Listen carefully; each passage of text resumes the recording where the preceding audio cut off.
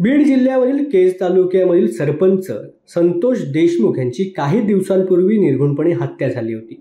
या हत्येमुळे संपूर्ण राज्यात खळबळ माजली आणि राजकारण देखील चांगले ढवळून निघालं। त्यातच आज राष्ट्रवादी शरदचंद्र पवार पक्षाचे सर्वेसर्वा ज्येष्ठ नेते शरद पवार यांनी संतोष देशमुख यांच्या घरी जात त्यांच्या कुटुंबियांची भेट घेतली। यावेळेला बोलत असताना त्यांनी बीडमध्ये ही गोष्ट घडते ती बरोबर नाही, न्याय मिळाला पाहिजे, दुःखामध्ये आपण सर्वजण आहोत, परंतु राज्य सरकार आणि केंद्र सरकार याच्या खोलात जाईपर्यंत मी स्वस्थ बसणार नाही असं मत व्यक्त केले। त्याचबरोबर संतोष देशमुख यांच्या कुटुंबियांची आणि विद्यार्थ्यांच्या शिक्षणाची जबाबदारी देखील त्यांनी स्वीकारली आहे।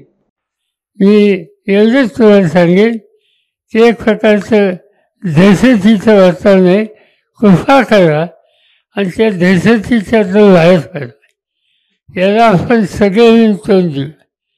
एकदा आपण सगळ्यांनी सामुदायिक प्रयत्नाची भूमिका घेतल्याच्या नंतर कुणी आपल्याला अडवू शकत नाही।